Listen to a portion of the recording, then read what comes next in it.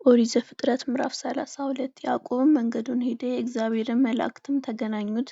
ያዕቆብም ባሪያቸው ጊዜ እነዚህ የእግዚአብሔር ሠራዊት ናቸው አለ። የዚያንም ስፍራ ስም መሃናይም ብሎ ጠራው። ያዕቆብም ወደ ወንድሙ ወደ ኤሳው ወደ ሴይር ምድር ወደ ኤዶም አገር ከፊቱ መልእክተኞችን ላከ፣ እንዲህም ብሎ አዘዛቸው። ለጌታዬ ለዔሳው ባሪያ ያዕቆብም እንዲህ ብላችሁ ንገሩት፣ በላባ ዘንድ በስደት ተቀምጬ እስከ አሁን ድረስ ቆየሁ። ላሞችንም አህዮችንም በጎችንም ወንዶችንም ባሪያዎች ሴቶች ባሪያዎችንም አገኘሁ። አሁንም በፊትህ ሞገስን አገኝ ዘንድ ለጌታዬም ለማስታወቅ ላክሁ። መልእክተኞችም ወደ ያዕቆብ ተመልሰው እንዲህ አሉት፣ ወደ ወንድምህ ወደ ኤሳው ሄደህ ነበር፣ እርሱም ደግሞ ሊቀበልህ ይመጣል፣ ከእርሱም ጋር 400 ሰዎች አሉ። ያዕቆብም እጅግ ፈርቶ ተጨነቀ። ከእርሱም ጋር ያሉት ሰዎች መንጎቹንም ላሞቹንም ግመሎቹንም በሁለት ወገን ከፈላቸው። እንዲህም አለ፣ ኤሳው መጥቶ አንዱን ወገን የመታ እንደሆነ የቀረው ወገን ያመልጣል።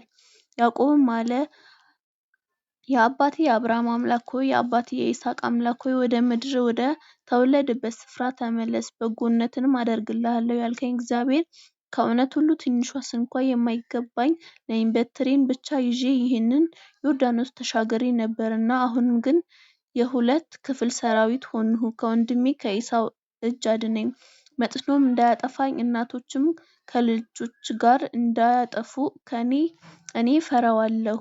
አንተም በእርግጥም መልካም አድርገሃልና ዘርህንም ከብዙ የተነሣ እንደማይቈጠር እንደ ባሕር አሸዋ አደርጋለሁ ብለህ ነበር። በዚያችም ሌሊት ከዚያ አደረ።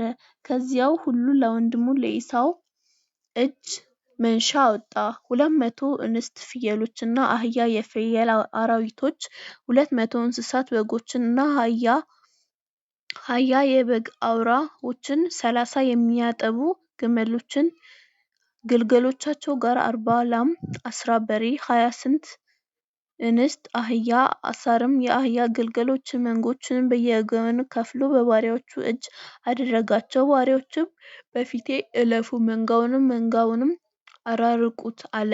የፊተኛውም እንዲህ ብሎ አዘዘ፣ ወንድሜ ዔሳው ያገኘህ እንደሆነ አንተ የማን ነህ? ወዴትስ ትሄዳለህ? በፊትህ ያለው ይህስ ማን ነው ብሎ የጠየቀህም እንደሆነ በዚያ ጊዜ አንተ ለጌታዬ ለዔሳው እጅ መንሻ የሰደደው የባሪያህ ያዕቆብ ነው፣ እርሱም ደግሞ እነሆ ከኋላችን ነው በለው። እንዲሁም ሁለተኛውንም ሦስተኛውንም ከመንጎችም በኋላ የሚሄዱትን ሁሉ እንዲህ ብሎ አዘዘ። ዔሳውን ባገኛቸው ጊዜ ይህን ነገር ነገሩት፣ እንዲህም በሉት፣ እነሆ ባሪያህ ያዕቆብ ከኋላችን ነው፣ በፊቴ በሚሄደው እጅ መንሻ እታረቀዋለሁ፣ ከዚያም በኋላ ምናልባት ይራራልኝ ፊቱንም አያለሁ ብሎአል።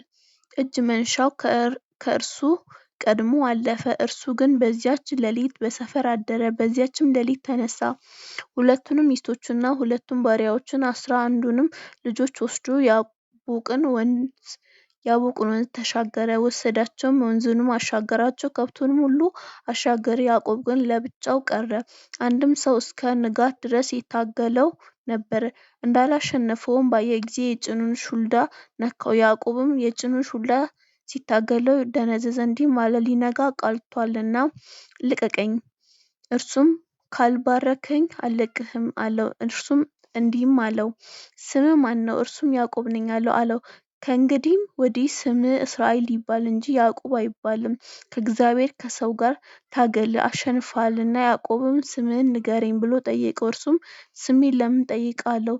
በዚያም ስፍራ ባረከው። ያዕቆብም እግዚአብሔር ፊት ለፊት አየሁ፣ ሰውነቴም ደህና ቀረች ሲል የዚያን ቦታ ስም ጵኒኤል ብሎ ጠራው። ጵኒኤልም ሲያልፍ ፀሐይ ወጣችበት፣ እርሱም በጭኑ ምክንያት ያነክስ ነበር። ስለዚህም የእስራኤል ልጆች እስከ ዛሬ ድረስ የወርችን ሹልዳ አይዝሉም። ያዕቆብንም ጭን ይዞ የወርችን ሹልዳ አደን ግዞአልና። ያዕቆብ ዓይኑን አነሣ፣ ኤሳውም ሲመጣ አየው፣ ከእርሱም ጋር 400 ሰዎች ነበሩ። ልጆቹንም ከፍሎ ኤልዳንና ወደ ራሔል ወደ 2 ባሪያዎች አደረጋቸው። ባሪያዎችም ልጆቻቸውን በፊት አደረገ፣ ልያንና ልጆቿን በኋለኛው ስፍራ፣ ራሔልንና ዮሴፍንም ከሁሉ በኋላ አደረገ። እርሱም በፊታቸው አለፈ፣ ወደ ወንድሙም እስኪደርስ ድረስ ወደ ምድር 7 ጊዜ ሰገደ። ኤሳውንም ሊያገኘው ሮጠ፣ አንገቱንም አቅፎ ሳመው። ታላቁም ዓይኑንም አነሣ፣ ሴቶችንና ልጆችን አየ፣ እንዲህም አለ፣ እነዚህ ምኖች ናቸው? እርሱም እግዚአብሔር ለእኔ ባሪያ የሰጠኝ ልጆቼ ናቸው አለ። ሴቶች ባሪያዎችም ከልጆቻቸው ቀርበው ሰገዱ። ደግሞም ሊያና ልጆቿ ቀርበው ሰገዱ። ከዚያም በኋላ ዮሴፍና ራሔል ቀርበው ሰገዱ። እርሱም ያገኘሁት ይህ ሠራዊት ሁሉ ምንህ ነው አለ። እርሱም በጌታዬ ፊት ሞገስን አገኝ ዘንድ ነው አለ። ኤሳውም ለእኔ ብዙ አለኝ፣ ወንድሜ ሆይ የአንተ ለአንተ ይሁን አለ።